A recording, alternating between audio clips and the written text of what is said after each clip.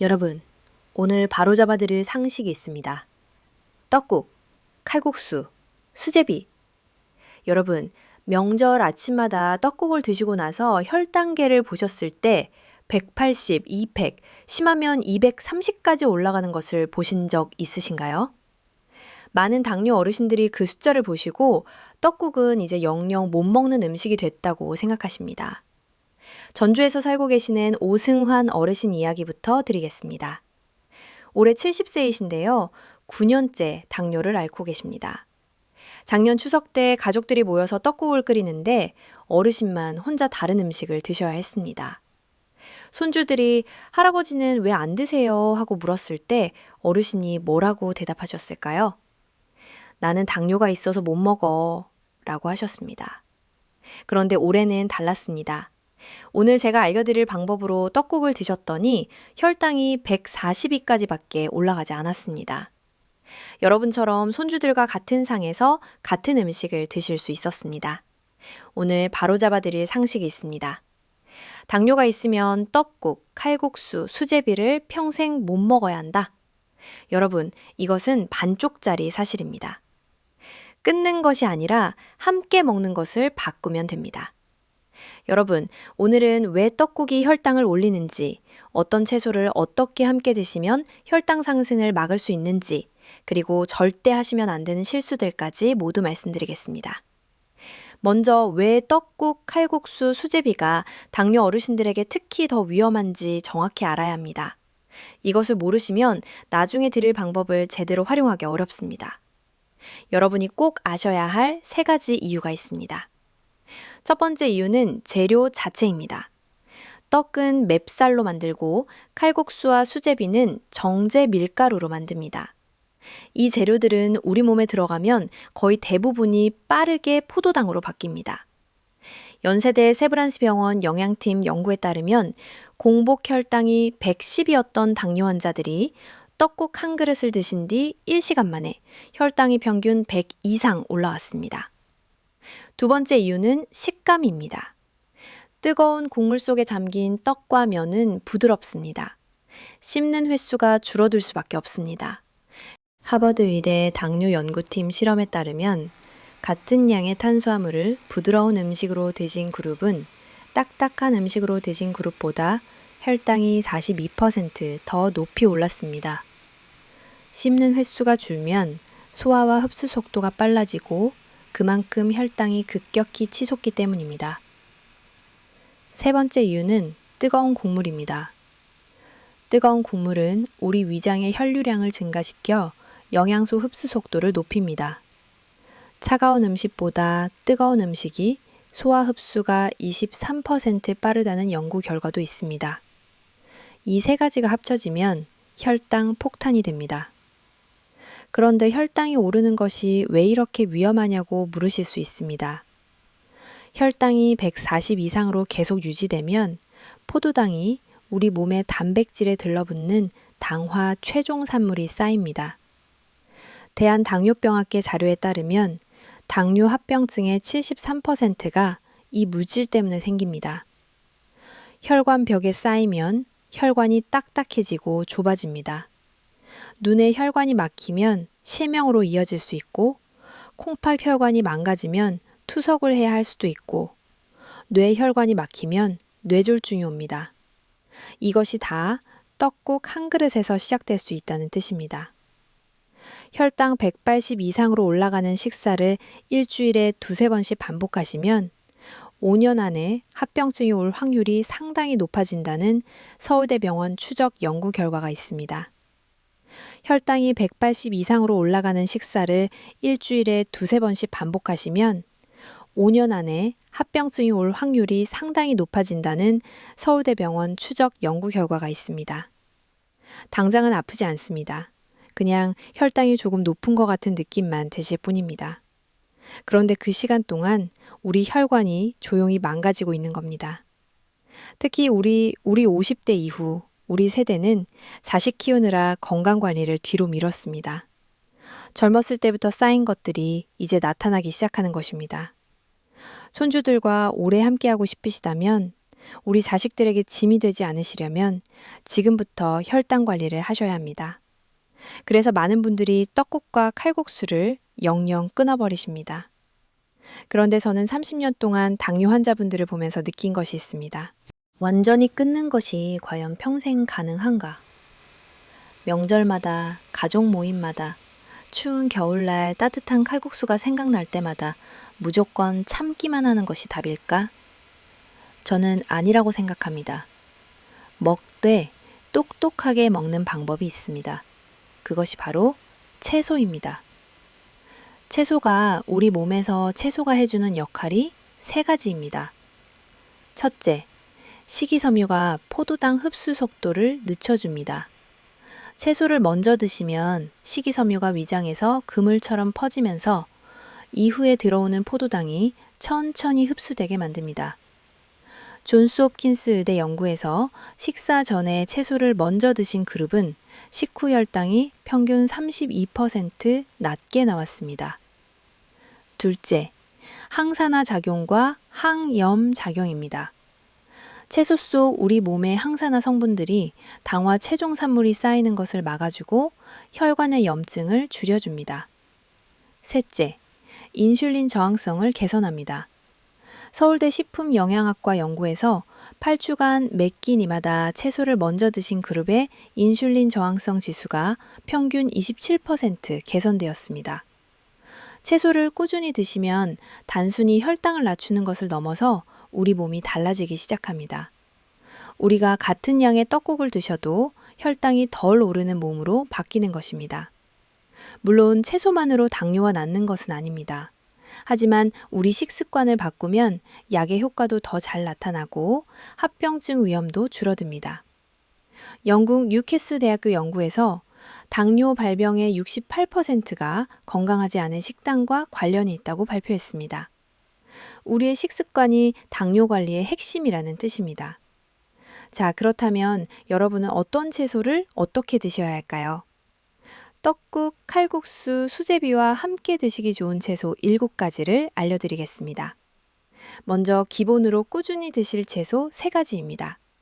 첫 번째는 브로콜리입니다. 브로콜리에는 설포라판이라는 강력한 항산화 성분이 들어있습니다. 이 성분이 인슐린 저항성 낮춰줍니다. 스웨덴 룬드 대학교 당뇨센터 연구에 따르면 12주간 브로콜리 추출물을 섭취한 당뇨 환자들의 공복 혈당이 평균 18mg 데실릴 떨어졌습니다. 브로콜리를 드실 때는 잘게 썰어서 5분 기다리신 뒤 찜기에 2분만 쪄주세요. 3분을 넘기면 설포판이 크게 줄어듭니다. 올리브유를 한 방울 뿌려서 드시면 지용성 성분의 흡수가 더 좋아집니다. 브로콜리는 하루에 2번 정도 꾸준히 드시면 좋습니다. 처음 드시는 분은 특유의 향 때문에 부담스러우실 수 있는데 올리브유와 다진 마늘을 넣어 두부와 우리 가족도 같이 드실 수 있는 무침으로 만드시면 훨씬 맛있게 드실 수 있습니다.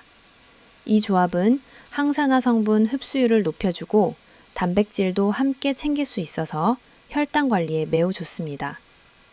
두 번째는 오이입니다. 오이의 혈당 지수는 15밖에 안 됩니다. 아무리 많이 드셔도 혈당이 거의 오르지 않습니다. 오이에는 쿠쿠르비타신이라는 성분이 있어서 포도당 흡수를 늦춰줍니다. 연세대의대 연구에 따르면 식사 전에 오이를 드신 분들은 식후 혈당이 28% 덜 올랐습니다. 떡국이나 칼국수 드시기 10분 전에 오이를 껍질째 1개 드세요. 씻어서 그냥 베어 드시면 됩니다. 세 번째는 부추입니다. 부추에는 황화합물이라는 성분이 들어있습니다. 마늘과 양파에 있는 그 성분입니다. 인슐린 민감성을 높여주어서 우리 같은 양의 인슐린으로도 혈당을 더 잘 낮출 수 있게 합니다. 대한영양학회 자료에 따르면 부추를 꾸준히 드신 그룹에서 공복 혈당이 평균 12mg 데실리를 감소했습니다. 부추는 떡국이나 칼국수와 맛도 잘 어울립니다. 끓일 때 평소보다 2~3배 많이 넣어보세요. 이제 떡국, 칼국수, 수제비에 직접 넣어서 드시면 좋은 실전 채소 4가지입니다. 첫 번째는 양배추입니다. 양배추에는 비타민 U라는 성분이 들어있어서 위벽을 보호해줍니다. 떡국이나 칼국수 드시기 10분 전에 양배추를 한 줌 드시면 위벽이 코팅되면서 이후에 들어오는 떡과 면의 포도당 흡수 속도가 느려집니다. 한국식품영양과학회 연구에서 식사 전에 양배추를 드신 그룹은 식후 혈당이 평균 34%덜 올랐습니다. 인천에서 손주 셋을 돌보시는 이정희 어르신 이야기를 해드리겠습니다. 올해 65세이신데 당뇨가 있으셔서 손주들과 칼국수 먹으러 가실 때마다 고민이 많으셨습니다. 제가 양배추를 먼저 드시는 방법을 알려드렸더니 칼국수를 드셔도 혈당이 예전보다 50 정도 덜 올라간다고 하셨습니다. 이제 손주들과 같은 상에서 드실 수 있다며 정말 좋아하셨습니다. 두 번째는 청경채입니다. 청경채에는 베타카로틴과 비타민 C가 풍부합니다. 항산화 작용이 좋은 비타민 C와 아미노산이 풍부한 베타카로틴은 자, 지금까지 7가지 채소를 말씀드렸습니다. 기본 채소 브로콜리, 오이, 부추와 실전 채소, 양배추, 청경채, 숙주, 버섯입니다. 여기서 여러분이 꼭 주의하셔야 할 실수들이 있습니다. 아무리 채소를 잘 드셔도 이것들을 하시면 소용이 없습니다.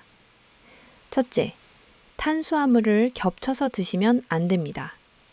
떡국을 드시면서 밥을 함께 드시거나 칼국수 드시면서 공깃밥을 추가하시거나 만두사리를 더 넣으시는 것은 절대 안 됩니다. 칼국수도 밀가루이고 만두피도 밀가루입니다. 둘을 합치면 밀가루를 2배로 드시는 것입니다. 둘째, 식초를 넣으면 혈당이 안 오른다는 속설을 믿지 마세요. 식초가 혈당에 아주 미미한 영향을 주는 것은 사실이지만 그 효과는 5에서 7mg/dL 정도에 불과합니다. 떡국국 한 그릇의 탄수화물 폭탄을 식초 몇 방울로 막을 수는 없습니다. 오히려 식초를 넣었으니까 괜찮다고 생각하고 더 많이 드시면 역효과가 납니다. 셋째, 공복에 바로 드시면 안 됩니다. 아침 첫 식사로 떡국이나 칼국수를 드시면 공복 상태에서 탄수화물이 급격히 흡수되어 혈당이 수직으로 올라갑니다. 반드시 오이나 양배추를 먼저 드시고 10분 후에 드세요. 넷째, 국물을 다 드시면 안 됩니다. 건더기 위주로 드시고 국물은 최소한만 드세요. 국물이 뜨거우면 소화 흡수가 빨라지고 나트륨도 많이 들어 있습니다. 그리고 반드시 기억하셔야 할 것이 있습니다. 채소처럼 보이지만 사실은 혈당을 크게 올리는 것들이 있습니다. 감자, 고구마, 단호박입니다. 감자의 혈당 지수는 78이고 구운 감자는 89까지 올라갑니다. 설탕의 혈당 지수가 65인데 감자가 더 높습니다. 고구마도 찐 고구마가 63이고 군 고구마는 82 이상입니다. 단호박은 혈당 지수가 70 전후로 밥과 비슷합니다. 이 세 가지는 떡국, 칼국수만큼 주의하셔야 합니다. 평소에 챙기시면 좋은 것도 하나 알려드리겠습니다. 엑스트라 버진 올리브유입니다. 스페인 프레디메드 연구에서 매일 아침 올리브유 한 숟갈씩 드신 분들은 식후 혈당이 27% 적게 올랐습니다. 밥에 한 숟갈 뿌려 드시면 탄수화물 흡수 속도가 느려집니다. 엑스트라 버진 등급을 고르시고 짙은 색 유리병에 든 것을 선택하세요. 과일도 말씀드리겠습니다. 당뇨가 있으시면 과일을 아예 안 드시는 분들이 많은데 선택만 잘하시면 드실 수 있습니다. 토마토와 블루베리는 마음 편하게 드셔도 됩니다. 토마토는 혈당 지수가 30으로 매우 낮고 라이코펜이라는 항산화 물질이 풍부해서 혈관을 보호합니다. 블루베리는 안토시아닌이 우리 인슐린 민감성을 개선합니다. 사과는 껍질째 반쪽 정도, 딸기는 5알 정도는 괜찮습니다. 반면 홍시, 망고, 파인애플 같은 열대 과일, 건포도 같은 말린 과일은 혈당을 크게 올림으로 피하세요. 과일은 공복에 드시지 말고 반드시 식사 후에 드시고 껍질이 있는 것은 껍질째 드세요. 평소에 챙기시면 좋은 것이 하나 더 있습니다. 강황입니다. 강황의 커피민이라는 성분은 강력한 항산화, 항염증 작용을 하고 인슐린 저항성을 개선하는 데 효과가 있습니다. 태국 영구에서 강황을 꾸준히 드신 그룹은 제2형 당뇨병 발병률이 낮아졌다는 결과가 있습니다. 카레 요리에도 들어가는 가루이니 음식에 조금씩 넣어 드시면 됩니다. 계피도 좋습니다. 계피의 신나말데하이드 성분이 인슐린과 비슷한 작용을 해서 혈당을 낮추는 데 도움을 줍니다. 커피나 그릭 요거트에 계피가루를 한 꼬집 넣어 드셔보세요. 단 중국산 카시아 계피보다는 실론 계피를 고르시는 것이 안전합니다. 반대로 당뇨 어르신들이 절대 드시면 안 되는 것도 있습니다. 꿀입니다. 우리가 천연식품이니까 설탕보다 낫겠지 하고 생각하시는 분들이 많은데 꿀의 당분 함량은 78% 이상입니다. 꿀 한 숟가락으로 혈당이 확 올라가고 천천히 흡수되기 때문에 하루 종일 높은 혈당이 유지되는 경우도 있습니다. 꿀차, 꿀물 모두 피하세요. 오늘 말씀드린 내용을 여러분께 정리해 드리겠습니다. 떡국, 칼국수, 수제비를 완전히 끊으실 필요는 없습니다. 대신 이렇게 하세요. 드시기 10분 전에 오이 한 개나 양배추 한 줌을 먼저 드세요. 떡이나 면 양을 절반으로 줄이고 브로콜리, 청경채, 숙주, 버섯을 듬뿍 넣으세요. 부추도 넉넉히 넣으세요. 국물은 최소한으로 하시고 적어도 15분 이상 천천히 씹어 드세요. 탄수화물은 겹치지 마세요. 밥이나 만두를 추가하지 마세요. 식초로 믿지 마시고 감자, 고구마, 단호박은 조심하세요. 한 가지 당부 말씀드리겠습니다. 오늘 알려드린 방법은 식습관 개선이지 치료법이 아닙니다. 드시는 당뇨약은 반드시 그대로 드시고 정기적으로 검진을 받으셔야 합니다. 채소로 열심히 드신다고 약을 줄이거나 끊으시면 안 됩니다. 식습관 개선과 약물 치료가 함께 이루어질 때 가장 좋은 결과를 얻으실 수 있습니다. 혈압약이나 특정 약을 드시는 분들 중에는 자몽이 약과 상호작용할 수 있으니 주의하세요. 새로운 식품을 대량으로 시작하실 때는 담당 의사에게 말씀해 주시는 것이 좋습니다. 오승환 어르신도 이정희 어르신도 떡국과 칼국수를 끊지 않으셨습니다. 같이 드시는 것을 바꾸셨을 뿐입니다. 명절에 가족들과 우리 가족과 같은 상에서 드실 수 있습니다. 오승환 어르신이 올해 추석에 어떻게 하셨는지 말씀드리겠습니다. 떡국을 끓이시기 10분 전에 오이 한 개를 껍질째 드셨습니다. 그리고 표고버섯과 부추를 평소보다 2배 넣으시고 떡은 평소의 반으로 줄이셨습니다. 국물은 건더기를 다 드신 뒤 한두 모금만 드셨습니다. 20분에 걸쳐 천천히 씹어 드셨고요. 혈당이 142까지밖에 올라가지 않았습니다. 작년 같은 날 237까지 올라갔던 것에 비하면 75나 낮아진 겁니다. 어르신이 이렇게 말씀하셨습니다. 채소를 이렇게 활용할 줄 몰랐다고요. 우리 명절이 이제 두렵지 않다고요. 손주들이 왜 할아버지, 할머니만 안 드세요? 하고 물을 때 이제 이렇게 대답하실 수 있습니다. 나도 먹어. 다만 내 방식으로 먹는 거야. 먹는 방법도 중요합니다. 항상 우리 식탁에서 채소를 가장 먼저 드세요. 그 다음 단백질, 마지막에 탄수화물을 드시는 순서입니다. 이것이 우리가 실천할 거꾸로 식사법입니다. 이 순서만 지켜도 식후 혈당이 크게 달라집니다. 그리고 식사 시간은 반드시 15분 이상 드세요. 빨리 드시면 우리 혈당이 빨리 오릅니다. 씹는 횟수가 늘어날수록 혈당이 천천히 오릅니다. 식사 후에는 10분에서 15분 정도 가볍게 걸어주세요. 우리가 할 수 있는 걷기 운동은 혈당을 낮추는데 가장 효과적인 방법 중 하나입니다. 떡국이나 콜국수를 드신 날에는 특히 식후 걷기를 권장합니다. 국이나 칼국수를 드신 날에는 특히 식후 걷기가 중요합니다. 당뇨는 평생 가는 병입니다. 평생 참기만 할 수는 없습니다. 우리가 먹되 똑똑하게 먹는 방법을 아시는 것이 더 중요합니다. 우리 세대는 자식 키우느라 내 건강을 뒤로 했습니다. 이제 우리 건강을 챙길 때입니다. 우리 손주들 곁에서 오래오래 건강하게 계시려면 여러분 오늘부터 채소를 먼저 드세요.